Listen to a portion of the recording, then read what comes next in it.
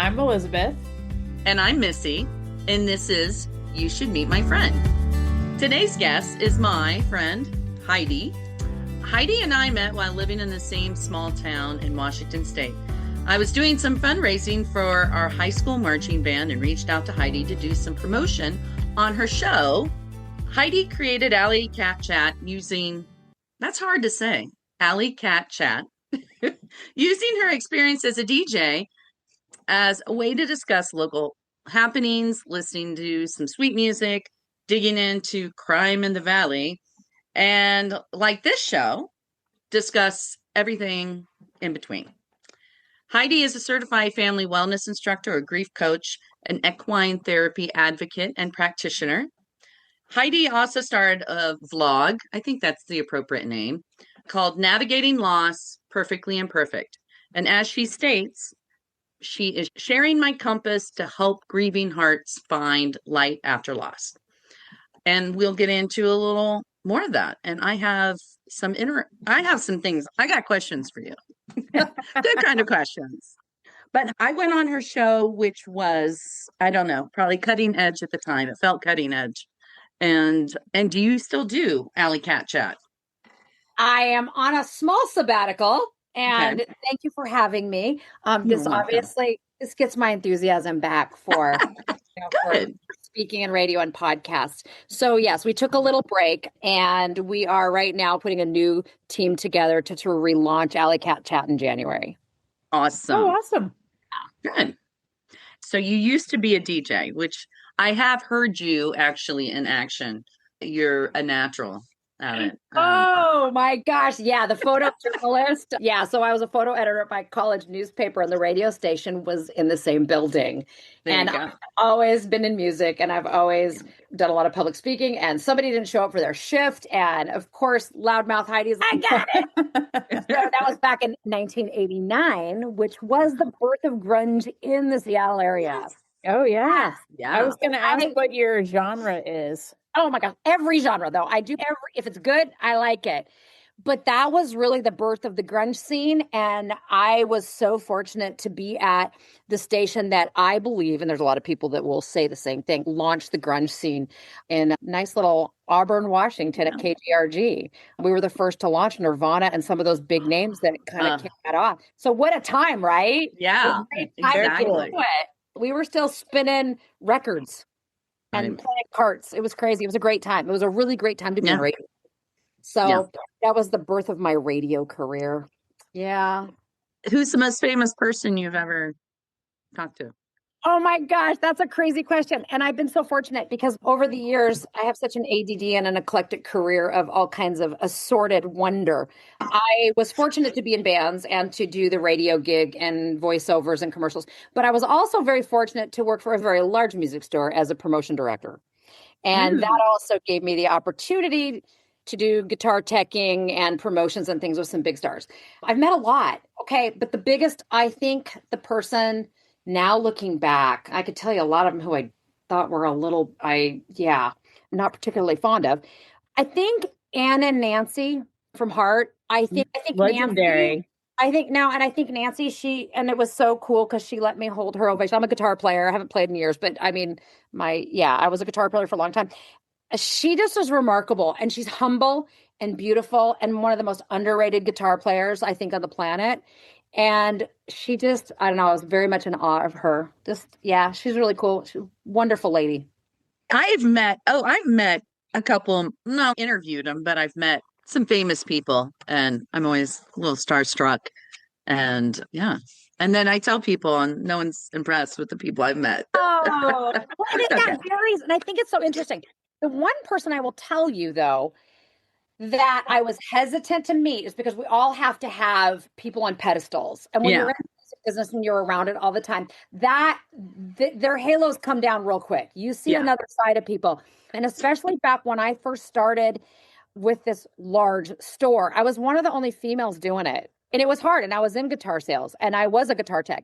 And it was really tough. I would go places and they thought I was a groupie. And I would have to talk like crazy to say, all right, you got two choices here. You know what? You think I'm a groupie? I'm going to walk right on out. You want my help and you want what I got and you want me to fix some of your stuff, step aside. And it was hard and it was really difficult. I had to do everything 5 times better than the guys. I had to and you had to hold your lip more than the guys. You'd have your ass hit several times, then you couldn't punch back. My instinct was to punch back, and I had to grit your teeth a little bit. It's changed a lot over the years. Yeah. It's changed an awful lot, but there were certain people, and Sting was one of them. I didn't want to meet him. I ended up meeting him, but I was dead set. I'm like, I do not want to, because that's music legend, God. Right. Yeah. And exactly. Honestly, and I didn't want to meet him. Luckily, I had a great encounter. Now I've had some bad encounters with some interesting ones, but it was interesting. I didn't want to meet him because I wanted to still have somebody that I was in awe of. Yeah. Like I said, luckily, So you mentioned guitar tech a couple times, and in my brain, I'm thinking of that person during a concert that's always bringing a fresh guitar out to the lead singer in the band. Is that it, or not quite? Kind of. Guitar techs usually, and especially music stores or whatever, usually, and that can be, and usually they are. Almost all of them are. A guitar tech usually somebody who could take apart a guitar, put it back together, string them, do all the stuff, take necks off, look, all that kind of stuff. So you're really you can do maintenance on them, or you can set them up, or that kind of a thing. And then back in the day, way back in the day, even to be that, you had to take several tests and you had to prove yourself. And yeah, not anymore. I mean, like I said, it's changed so much, and so much has changed. Yeah. I'm rewatching the show Nashville because I just went to Nashville for a weekend. And a couple times it's come up that guitars, like a rare guitar, is $25,000 or $35,000. Is that true? Oh, that's low on the end of the spectrum. Oh, really? Yeah. It was interesting. And actually, I don't think I have an NDA anymore. I can probably say it. Joe Walsh used to come into our shop and buy stuff all the time. And Paul Allen would come in and he would buy really rare guitars, and they would exceed that amount. Yeah. Also, when you're a guitar tech and whatnot, or your stuff, you know how to make sure that something's legit too. You're somebody who can take it apart and find out and make sure that numbers match and this, and that, and the other. But there are guitars that go for hundreds of thousands of dollars. Wow. It's a demand thing. That's one of those things. So baseball cards go for that. So do comic books. Yeah. Your world. Yeah. I don't know much about guitars. I know they make music. That's okay. I've always thought, oh, that would be cool to play. And I have a son who can play, but I made sure he could play, but I don't know. Maybe one day. All my kids play, and I loved that. And that was a gift that I am so glad I gave them, because it's one of those things that you can learn on your own. You can. And they're, like I said, nowadays it's crazy. You can go online and you can have lessons online, or you can YouTube and all kinds of things. But it's one of those instruments that you can learn on your own. It's a great stress reliever. I'm a huge advocate of music anyway. So music and ponies. Yeah, them are some great stress relievers. So after college and after the music store gig, what did you do after that?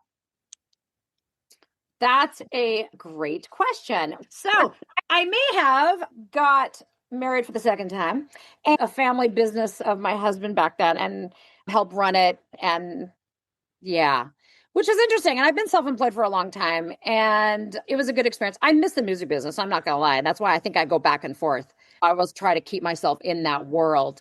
And it slowly evolved. I started a printing company, but I've always kept my hand in somewhere in either public speaking, being in a band, or some sort of voiceovers or something. So I've always tried to keep my hand in where I could use my voice. Because hey, if you got a voice and it's loud, you better use something good, because you got to find a way to channel that. And then I think, and it's interesting, and I don't know if you know this, Missy, I really don't know if you know this. Do you know how Alley Cat Chat started? No, I do not. You may have told me, or I may have heard it, but it was an epic joke. It started off as I just thought this would be. I sat there and it was like social media and the Facebook community were blooming, and they were getting where it was armchair warrior world, when people were nasty and they were going back and forth. And there was an incident during a snowstorm about an onion up at Safeway in Maple Valley. And I remember the onion story. Okay, you remember that? I do. That was the birth of Alley Cat Chat, because I saw that and I laughed so hard. And I have a little habit of doing like interpretive speaking on these threads. And I will go and I will just voice all these out. And I will just be like, oh, Greg, that onion. Oh, could you stand in line? And a friend of mine was like, that's some funny stuff. Yeah.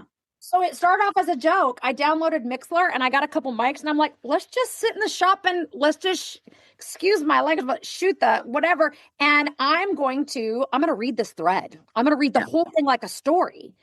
I And remember that now. and we Yeah. see it, and it's funny. We turned it into a bedtime story.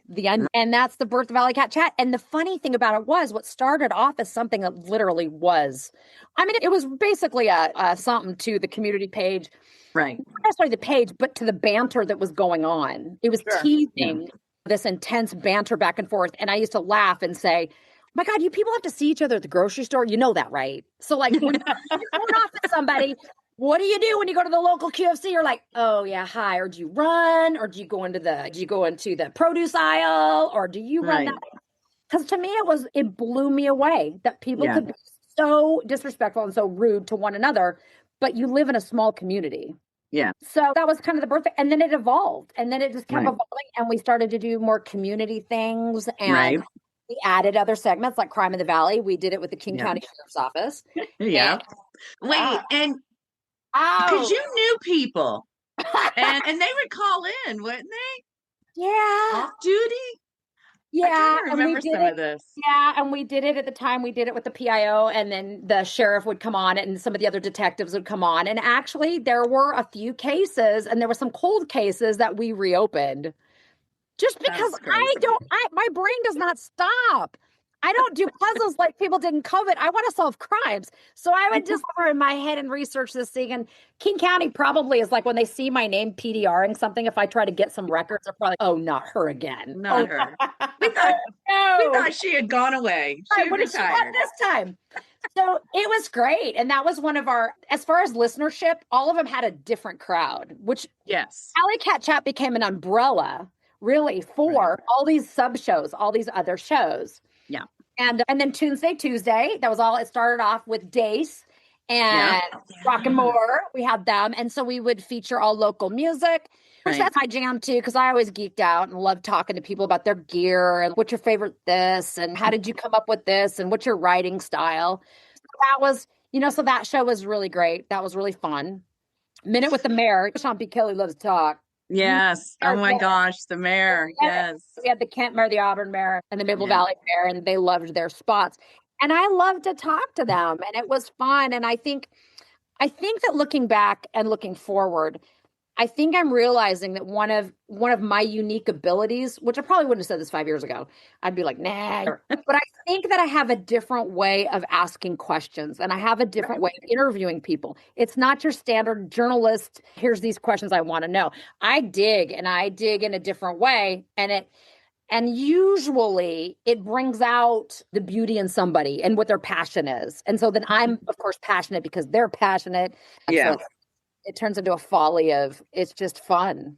Yeah. And I love it. And I love when people shine. I love when they can come out of their shell and they can really eloquently and beautifully say what their purpose is and what they love. Right. And we don't get a lot of that. We don't get to that. That's what we find amazing. I would say more than half of our guests, when we say, hey, we'd like to have you on our podcast because we think you're extraordinary. And the next sentence is, oh, me? No, I'm not extraordinary. And I'm like, duh, if we're asking you, we think you're extraordinary. So I love that. And I still struggle with that. It's just, I think I'm just coming to the point where you start to think, okay, what do I like? And what am I good at? And what can I do to be an asset to my community or to this little piece of the rock that we're on? And it goes back to that purpose thing. And that's such a big word, but if you can find little pieces in it, then I think you're on the right track. Yeah.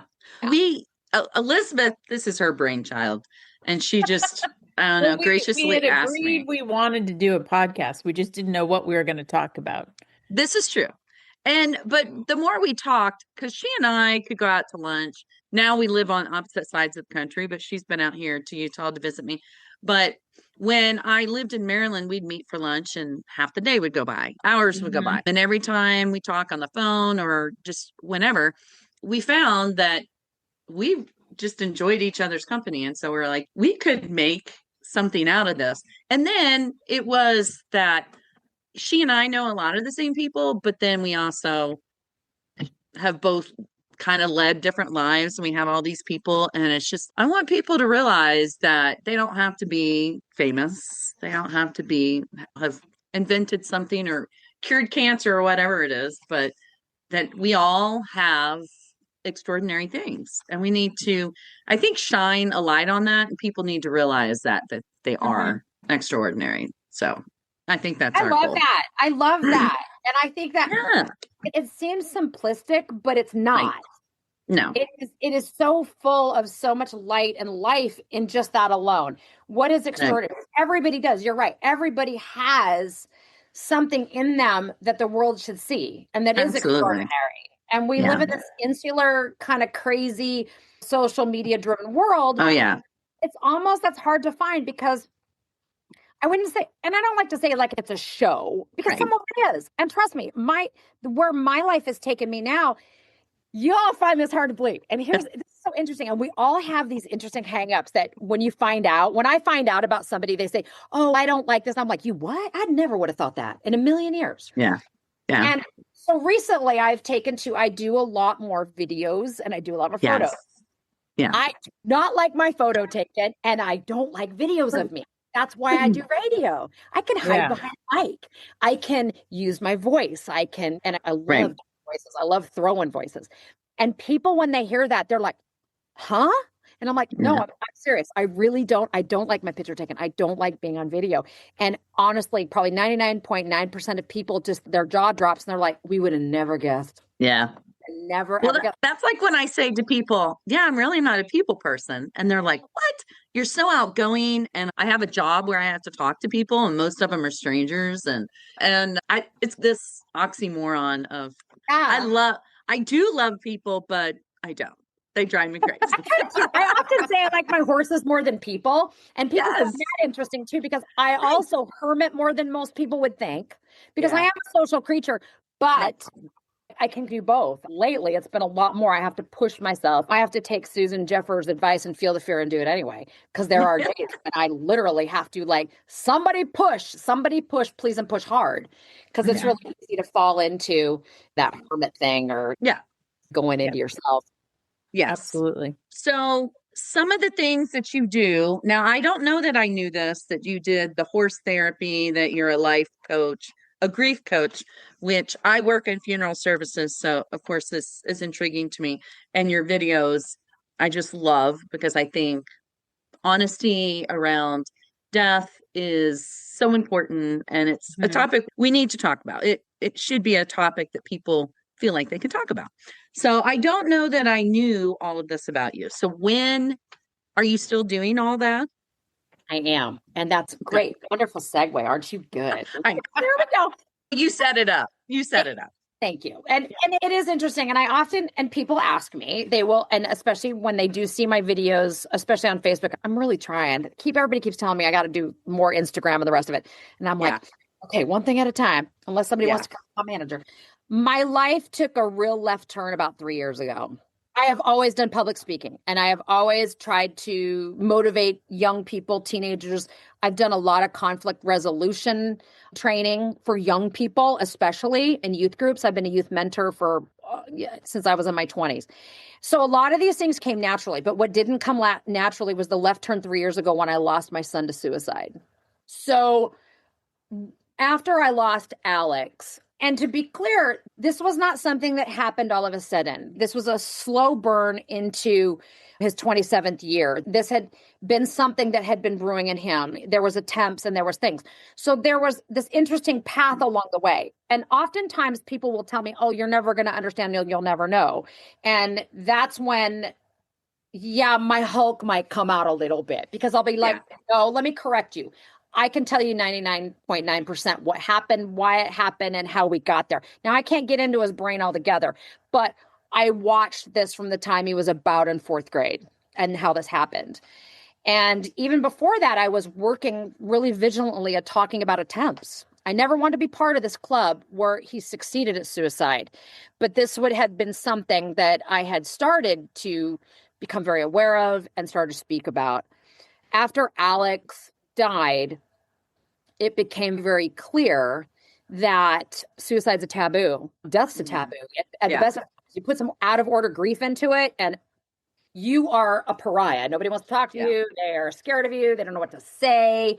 The word suicide gets you thrown off of Facebook or whatever, even though I say, throw me off. So when that happened, there was a lot going on. And I was still doing my show at the time. It got harder and harder. It got very difficult, and obviously. And that's a show all by itself. Trauma, PTSD, and a lot of things that are residual effects from any big trauma.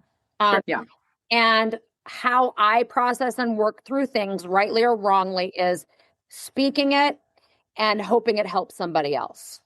That's where Perfectly Imperfect came about, is because I don't think there is such a thing as perfection. I don't think that at all. I think that's a ridiculous fabricated word that is a keeping up with the Joneses kind of thing.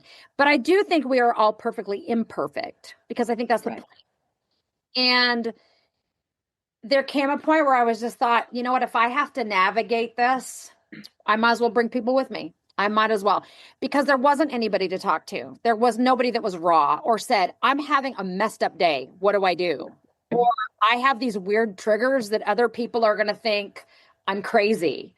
So that's where that evolved. And in that, the first year, probably for 6 months, there is a lot of things that surround suicide and lateral people and families and things that we think and do that are not talked about.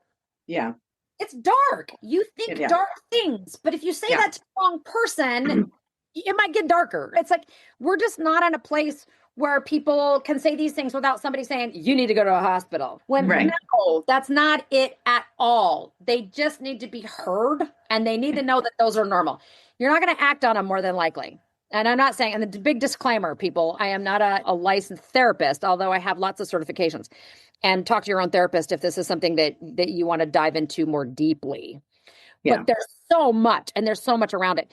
I do remember, like, for the first probably 6 months, I didn't want to get out of bed. Who does? Seriously, who wants to get out of bed? My horses, and I had 3 at the time. That's how I got into equine therapy. As Tess, my mare, she would whinny every single morning. She would scream at me if I didn't get up. Literally. Wow. She was so annoying. Oh my God, that mare. She was a sassy little something. And I would open the door and tell her to shut up, and she'd just look at me. She would not shut up till I'd get up and go feed her. So that became a morning routine. She would scream at me and she'd get me out of bed. So there was that. Then there was the evolution of my method of staying above ground was, if I could do 3 Post-it notes a day, I was doing good. Feed the horses, get dressed, make my bed. Those were easy things to do, and they were 3 Post-its. And I teach that now too. I teach these really easy methods of Post-it notes to keep yourself going. In so many ways, I owe a lot to my horses. So me being me, how did I get certified list? Let's go let's learn some more about that. So that's where that came. Family wellness was another one that came because I needed to be able to keep my family together too. I needed to keep my son okay. I needed to be able to learn how to talk to him because everything was different. Everything changed. Everything from that moment on, I was never going to be who I was before. So a lot of these things. And then being a grief coach, God, that sounds grim, doesn't it? I'm just like, that's like the Grim Reaper. And I still am struggling with grief coach or whatever. But it's like my interviewing with Alley Cat Chat. What I realized is I have a different take on it, and I have a different presence. It's not all darkness and gloom. Even the tears can have some sunshine in it. And that's where I'm at. You don't have to feel guilty about wanting some sunshine in that. And we can hold different emotions at the same time. And that's different. And there's a lot of different grief coaches out there. There's a lot of people who have different methods. And mine's really raw. And I curse a lot. I swear a lot. I swear a lot. We talk about triggers. We talk about trigger tamers. And I have a different take. I guess I just believe that, and I'm not a big person that believes, oh my God, this was meant to happen. Nothing bad is meant to happen. It just happens. Yeah. Yeah, I think it's just my way of navigating it.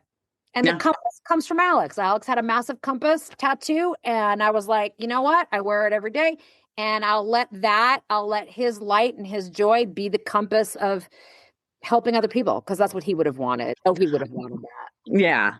What is it that you say you're bringing him into the light? Is I that will carry you into the light. carry you into the I will light? carry light, which Yep. funnily Yes. enough, I often have to remind myself, I think it's the other way around. Yeah. That can go Yeah. either way. Yeah. Sometimes I need to carry my son into the light because of that, but there are most often he's carrying me into the light. Yeah. I think that everyone's right. You need to figure out a way to also share those, not just on Facebook, a larger platform, because I think you're doing something very unique and it's something that we need honesty around suicide. And one of the things that you said, which was pretty profound, because I do work in a funeral home and I hear all these cliches around death. And I do hear oh, it was his time, it was meant to be, he's in a better place, which never is comforting. I just want people to know, never comforting. But you emphasize suicide awareness and not prevention. Oh, yes. Oh my gosh. Am I happy you said that? That's another Bruce Banner to Hulk moment because I hear okay, it's my soapbox about this. We are so easy to say breast cancer awareness, cancer awareness. Why is it suicide prevention? Because prevention alludes to guilt. We can't prevent it. We did something wrong. We're doing something wrong, or we should have been able to, or we should have, would have, could have, or it alludes to, it implies guilt. Where awareness, it does not. And you have to be aware. Come on, awareness is the foundation of everything. Yeah. Now, if you can prevent something by being aware and learning, that's great. But using that word in that context, to me, it's not helpful. It's not. It's so interesting. And I know it's an autopilot response for people. Right. So that is, and yeah, that's one of them that honestly, I would love to see people shift. The other one that people that in the community, which sounds really weird, right? Doesn't that sound weird? Yeah. The community of people who are affected by suicide is stopping saying committed, because committed sounds like a crime. Right. I even say it sometimes. It's very autopilot, and acted on, or there's other words, but I know what people mean when they say that. It's not, I don't look at somebody and say, oh my goodness, you said that. Now, there are times every once in a while I'll say, hey, can I challenge you to change your verbiage a little bit? And most of the time they'll be like, I didn't think about that. Okay, cool. Kind of thing.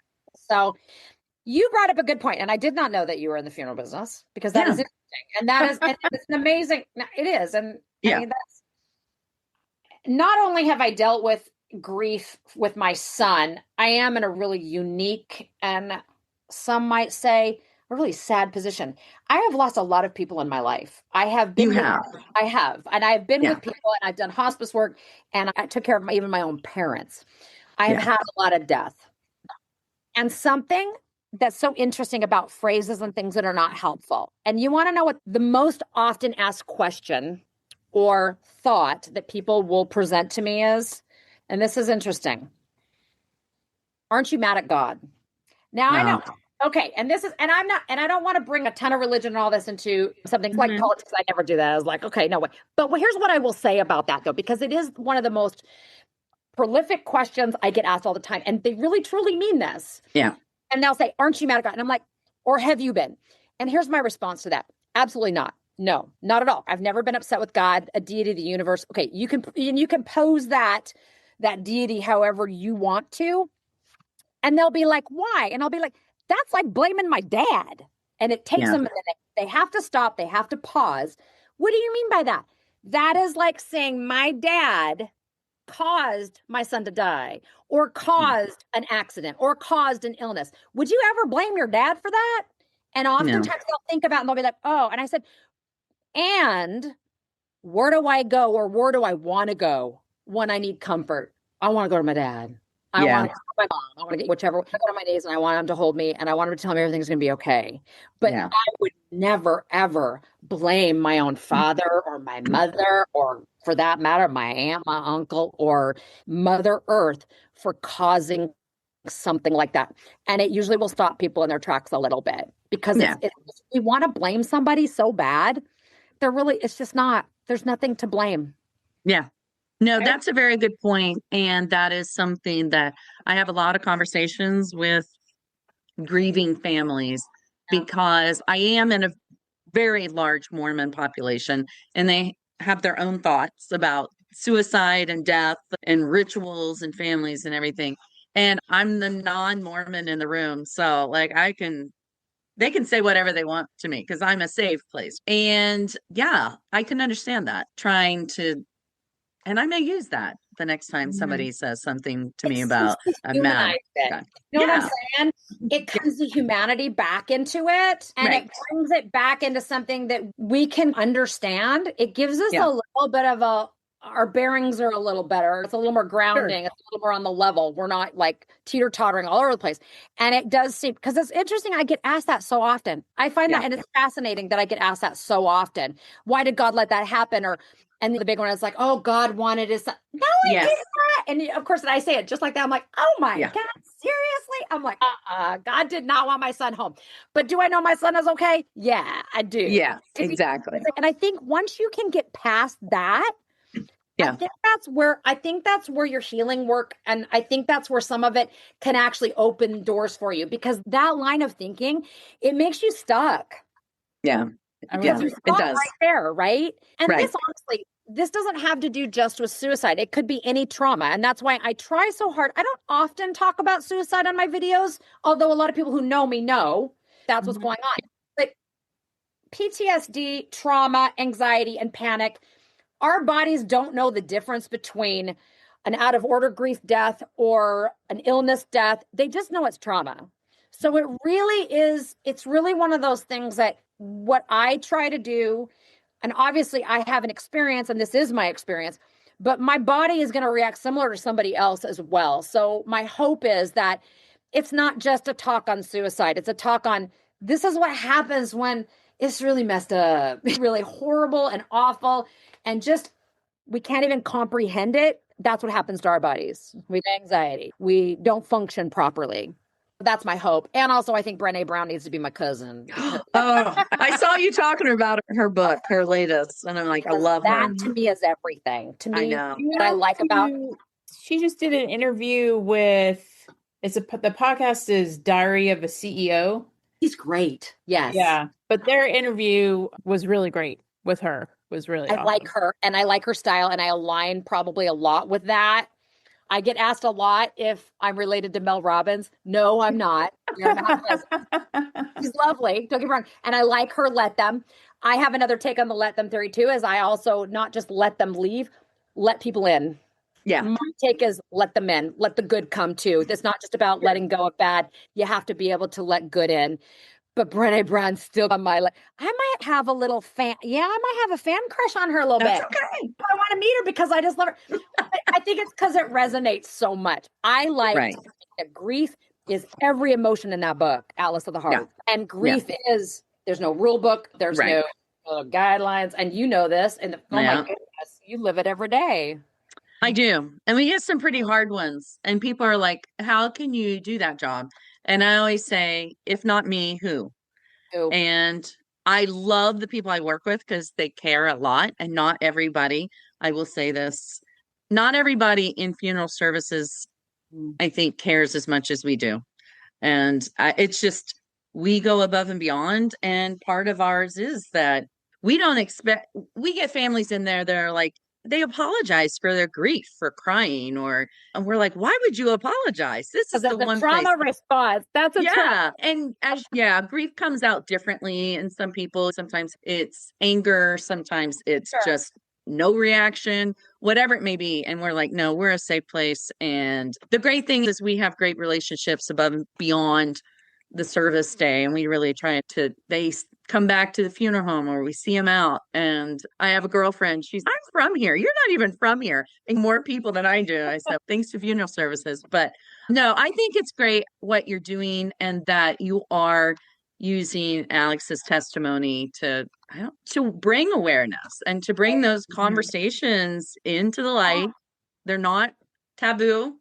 And we should be having them. Some of them are hard. And some of the discussions are hard. And some of them are very challenging discussions. And faith-based ideology can be very difficult to navigate sometimes. The other one that I have come across is suicide is selfish. And that's another Bruce Banner to Hulk in 2 seconds. Yeah. The way I explain that is no, absolutely not. And my explanation, and it's a difficult one, and some people will listen and some will not, because sometimes people that is ingrained in them. The way I look at suicide is that your body is so on fire. Your whole being is so on fire. It's burning that you're not even cognitively aware that you're jumping. And it goes back to, I always say this might not be a great, I don't know if people like this analogy or not, but it resonates with me. During 9/11, if you watch those people in that poor building, do you think they wanted to jump? But no. Do you think that was their choice? Do you think that they were making a conscious choice that this is what I want to do? No, it's what their body said they had to do. It became an auto response to something that was so incredibly hot and so damaging and so all encompassing of every faculty that you have. That was the only thing. And that's how I believe suicide is. I don't believe that it's not a selfish act. It is not an act of anything that often people think. I really, truly believe the fire gets so hot that it becomes a response without cognitive choice. Yeah. And sometimes those are difficult conversations to have. And sometimes I have to bite my lip and just say, okay, you know what? I'm happy my son is not in a burning place. I know where he is. And I know that he is good and that his health has been restored. And I want to remember, Alex, what he was when he had that beautiful, healthy brain of his, because he did want to help everybody. He was the kid who helped everybody. He was the little kid at 4 years old that could read better than anybody I know. You know, the kid that read books in secret because he was the boy. The kid that could play a guitar better than anybody I know. You know? And I want so much that those things need to shine through. And it can be hard. There's days when it's hard. I have PTSD like anybody else. I have flashbacks. I have things that trigger wretched, horrible thoughts. Things that I had to do that no other mother should ever have to do. And they shouldn't have to do it.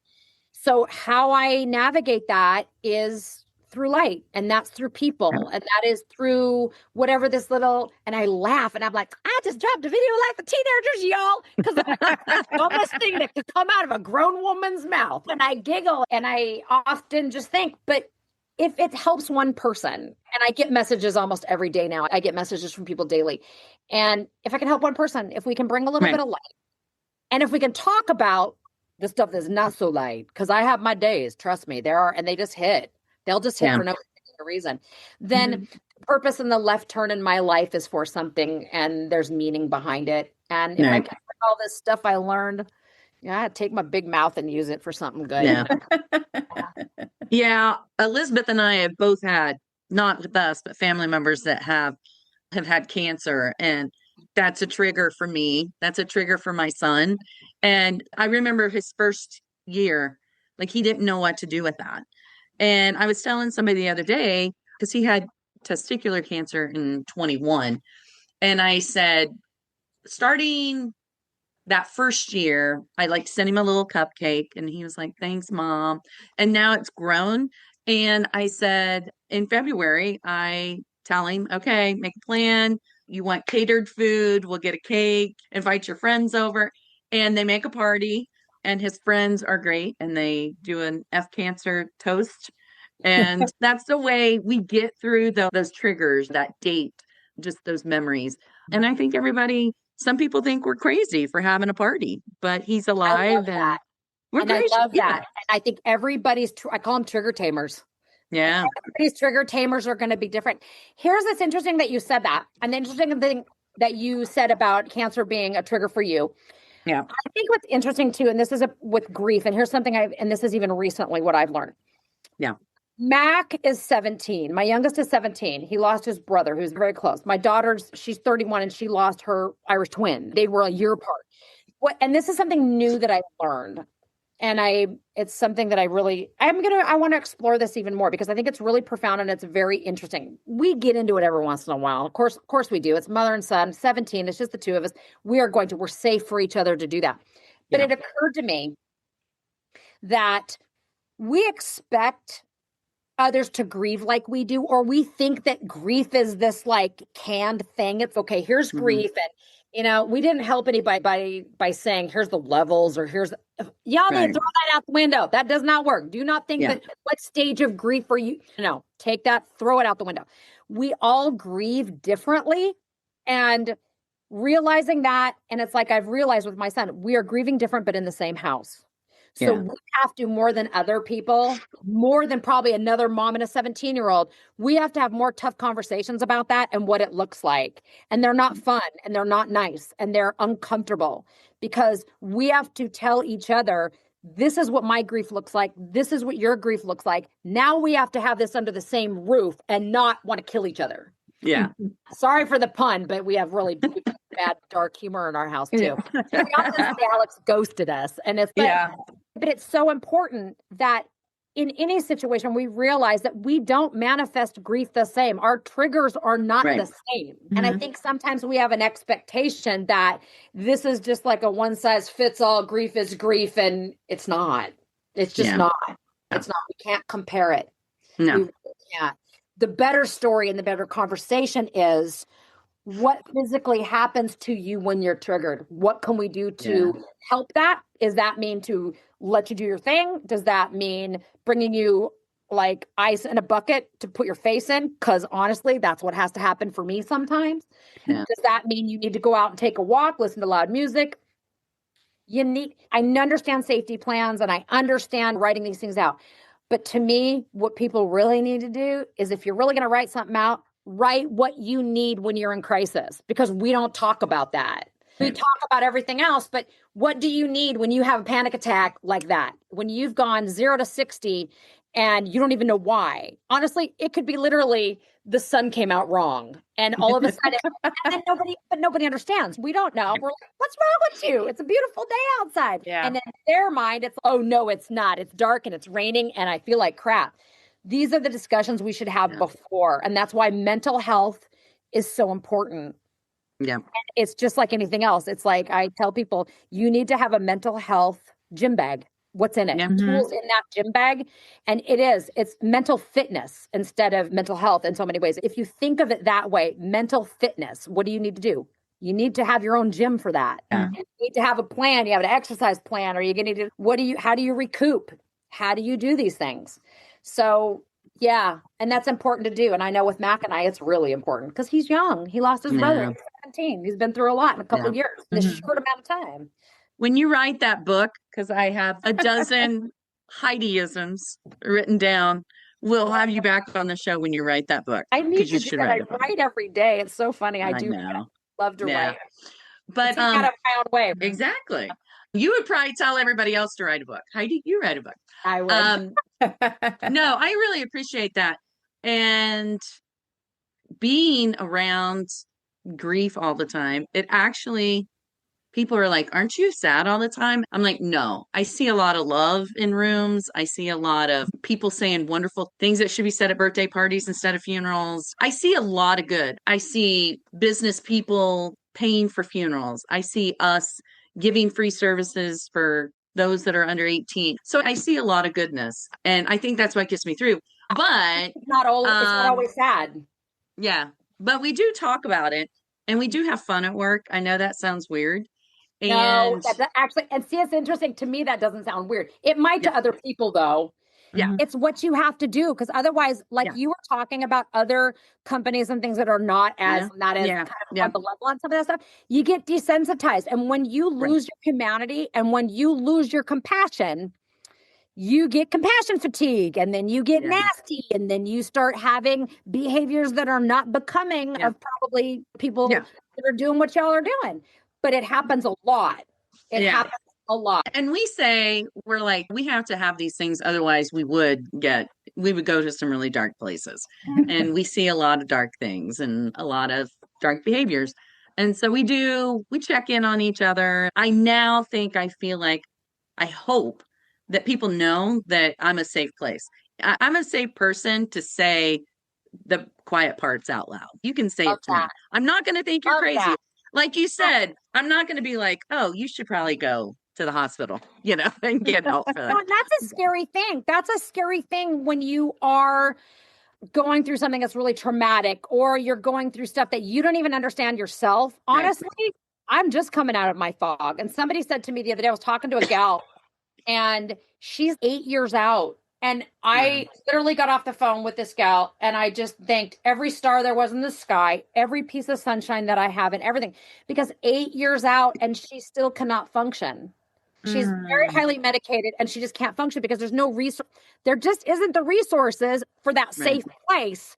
And you get, like I said, about getting so stuck, that you've got to have that, because otherwise, and especially with some things that are pretty, and suicide's unique. It's so unique because, and I remember one gal told me this after Alex died, and this is another mom that had lost her son. And she goes, I hate that we're part of this club, but here's the bottom line. We can understand almost every other death. We can understand accidents. We can understand illness, but they can't understand us. Yeah. And it is it's a very small, very dark group in many ways. But there's really not the resources. And a lot of people are scared to talk about it. They don't want it, or they're scared to ask about it. And there needs to be safe places. There does. Right. It's that taboo thing. And I often say too, it's interesting, and especially for my 17-year-old, he really was challenged at school. If he would have been sick, or if he would have had an accident or anything else, they would have done everything they could to help him. But because of the circumstance and because that it is the effects and trauma of suicide, he really didn't get the help he needed. Yeah. And we need to change that. That has to change. That actually has to change. We want to be mindful of your time. And Elizabeth, I know she's a night owl, but it is, what is it? It is like 9:49 on the East Coast, way past my bedtime. It is. I realize I don't think I sent you these questions, but here we go. Okay. I have a feeling of all our guests, Heidi's going to be on it with the answer. Oh, she's going to have no problem. You're right. I'll start off with the first one, Elizabeth. What quote, Bible verse, or mantra do you live by? Can be a few words or a bunch of words. Yeah. So what do you got? Oh my gosh. Okay. I have a bunch and I have them in my bathroom, but most recently, feel the fear and do it anyway. That's Susan Jeffers. Yeah. That one's really good. I have a lot of my own. The other one is your fear will become your power. Yeah. So that one, I got a lot. Most of the book of Isaiah, I do like Isaiah. So yeah, those are some good ones. Yeah. It's just ironic that you say fear, that you mentioned it twice, because you seem pretty fearless to me. Exactly. Great act, right? I do good at. Yeah, I am. Yeah, I got pretty good armor. I'm not always as. And I think I do. I have a tendency of talking myself into not being fearful. Yeah. There's a lot to be scared about. There's a lot. And so I do. Yeah. And I push through it. And one of my big ones is be the buffalo. And I don't know if you know the story of the buffalo. I'll be super fast about this. The buffalo is the only animal that will face a storm and go through it. Everything else runs away, but the buffalo runs through it. And when I say be the buffalo, what I'm saying is you have to go through it. You can't go around it. You can't go under it. You can't just put it all under and think it's going to go away. You literally have to feel the fear and do it anyway. You got to go through hell to get to the other side. Whatever you want to call it, you have to go through it. You have to sit in your feels. You got to sit in your pain sometimes to get to the other side. Yeah. Very good. There you go. Agree. Our next question is either a complete softball for you particularly, or you'll have a million answers. And that is, what is a song or musician that you can put on blast when you're having a bad day and need something to brighten your day? Y'all are going to laugh. Enya. Oh, really? That's awesome. Really? Yeah, she tunes all of her instruments at a vibration with the old scale. And if you actually listen to it, you will literally feel better. The vibration or music, if you listen to it, and I will walk to it. Yeah, I have an Enya playlist that if stuff's really bad and people laugh, and I'm like, nope, Enya. Yeah. Wow. I may have to download some more Enya. Very cool. And Enya's that's a really, I use that when I actually really need to hone stuff in. I listen to so much music and I'm always finding new music or new artists that I like. Music probably as a whole, if you were to say anything, one thing in my life that I could never live without is music. Yeah. I feel the same way. Like I'm here by myself a lot and I always have music playing, and I love to find obscure artists and songs. And so in my Jeep, my Amazon playlist plays and people are like, who is this? never heard of this person. I've never heard this song. And I'm like, exactly. One thing that people should know is Heidi is actually in the area that she lives in has produced a lot of musicians. Oh, this is like a hot spot. Yeah, absolutely. It is. Yeah, it really, it is. It really is. But after COVID, I kid you not, Tuesday when we do it and when we expanded that, there's so much good music now. People produce music from their basements now. They really do. I was laughing when you said that, though. There's a band called Jesse and the Dandelions. There's a song called Hope Floats, and it's a really catchy tune, and it's really good. It's a good one. We're writing it down. We are. You want another one? Shine Down, Get Up's a good one too. But like I said, Enya's my go-to. That's that one. If you were like you said, that's that fastball when I need something. But there's other stuff too. There's songs that remind me of Alex. There's songs that, there's all kinds. But music is just music, and that's another therapy. That's funny. That's another show all by itself. Is vibrational stuff. Honestly, in frequencies, I do listen to a lot of stuff that is based on certain frequencies. Right. I'm a real big believer in that. What is a food or a smell that invokes a good memory? Oh my gosh, that's so good because I'm really big into smells. Holy cow. Anything citrusy. And don't ask me why. I just like citrus. It makes me happy. Yeah. I'm really into strawberries right now. Anything that smells like strawberries. Yeah. That's not. Yeah, I like that. Yeah. Yeah. Stuff that's kind of flowery and citrusy. Mm-hmm. Yeah. It is amazing, like back to music and the smell. Like I'll hear a song and I can tell you like exactly where I was when I first heard that, especially if it's in conjunction with maybe a stressful time or a very happy time. And I have a soundtrack of my life. I have. And I used to journal with lyrics. I did that little thing for a long time. I journaled with lyrics every day to tell you what my mood was. That was actually fun. That was a fun journal prompt. Is using lyrics. Yeah, it is. I use lyrics a lot in my writing too. Our next question is, what is an organization that you support that you'd like to share with our listeners? And it could be more than one, but what's one you'd like to share? Organization. Okay. The one one that's dear to my heart is Shriners International. Okay. It doesn't have a lot to do with my current, but Shriners International are very dear to my heart. I love them. And Alliance of Hope, because the gal that started that, she got me out of some really dark times. And I just love her philosophy. I think she's great. And that has to do with suicide awareness. Okay. And they're great. And they really are great. Very vastly different. Yeah. Okay. And lastly, what friend do you have with an interesting story that you find extraordinary that you would like us to interview? Oh my gosh, that's a good one, isn't it? Holy cow. And we did put you on the spot. So if you want to get back to us, you are excused. Yeah, I have a lot. I have to think about. Can I think about that one? Yeah, you can think about it. Yeah. Oh, yeah. And actually, I do have somebody. So sorry, you guys. Oh, you're fine. Absolutely. I'll get you her name. And this is another certification I'm thinking about doing. Oh, of course you are. Just somatic breath work. And her name's Bryn. And she's fascinating. And actually, she would be an amazing show because it's her story that goes with it and the things that happen. I had a life-changing experience in St. George. I was in St. George. I want to move there, I think. I did see you were in St. George. Yeah. I'm actually thinking I need to be in that part of the world. I know. I like it. It's beautiful. It is. It's beautiful. And she does this somatic breath work. And for lack of better words, and this is going to sound crude, it is an LSD trip without drugs.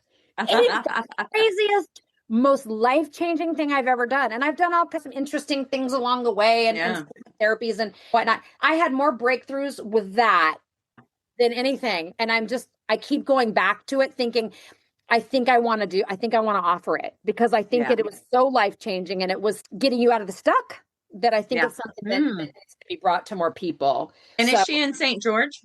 Yes. She's a cool chick. She's super cool. Yeah. It's really interesting. And I'm sure she's got fantastic stories and how I know her story, why she does it is a pretty amazing story. No. Very cool. Yeah. As much as I would love to have you in Utah, you got a sweet little slice of the mountain up there. I love your place. It really is a sanctuary. So it is. Can I cut you off on your questions? Because I do. No, we were done. I did have one thing. You guys both talked about your videos. Where would people find your videos? Oh, I love that. That will be so helpful. Yes, you can find me on Facebook, and it's Heidi Yost Pink. And it's my account, Heidi Yost Pink. Everything's public, and I still read messages too. Yeah. Okay. Excellent.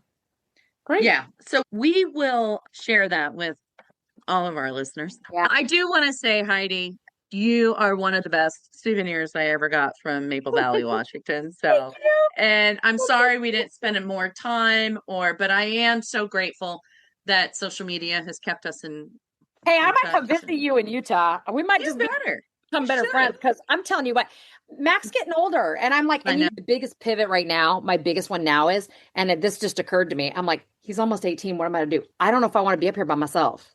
Yeah. It's just me and him. When you come to visit, I do have a guest house. Elizabeth has stayed in it. So I got a little guest house. Lovely. So you can. If you know any very nice ranchers, in 6 months' time, I will date again, but not for 6 months. Yeah. So, but if there's lots of room for horses around where Missy lives. See, and I can't go anywhere without my ponies. You're going to make a lot when you sell your place. You could probably come here and pay cash for something. It's still expensive, but it's not King County expensive. Anyways, hey, I'm going to let you two go. Thank you. Thank you for... Stay in touch, honestly. And if there's anything that I can do to help you guys, let me know. Hey, maybe we should start taking classes from you. Oh, yeah. I got more classes to take, but yeah. We're good. I keep going. I keep trying. You're an absolute joy, and my face hurts from smiling so much. Okay. All right. Thank you. Thank you. So wonderful to meet you. Yeah. So nice to meet you.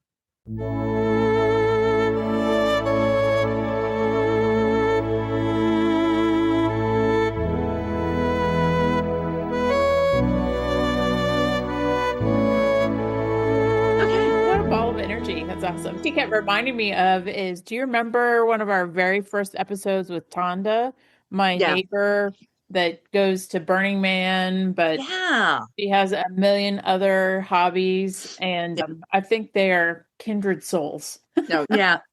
That's the thing that I think is inspiring, is that she is still Heidi, but yet she used Alex's suicide to, I think, just, I don't know. It broaden her scope of things. She's always been that way. She's always had her hand in all these different things. And then she's just used his death to do even more.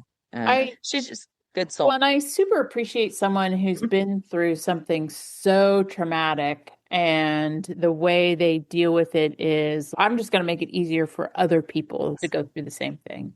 Absolutely.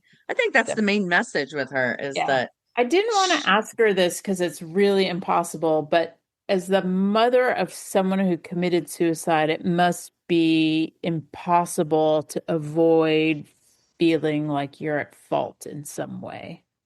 Like, I met her boys, not just there when I visited her, but she did talk about that he struggled since he was like in 4th grade. Yeah. Unfortunately, it sounds like it wasn't a surprise. I'm wasn't sure. Knowing her, she had marshaled all the possible help available. Yeah.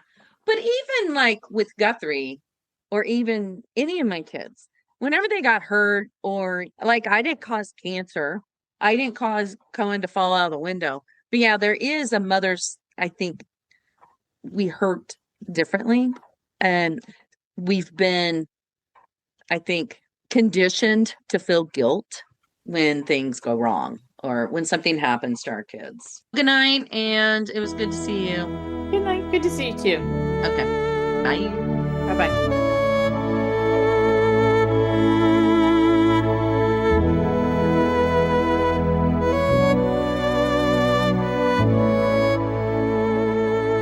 Find us at facebook.com/YSMMF podcast and Instagram at YSMMF podcast for episode announcements. Thanks.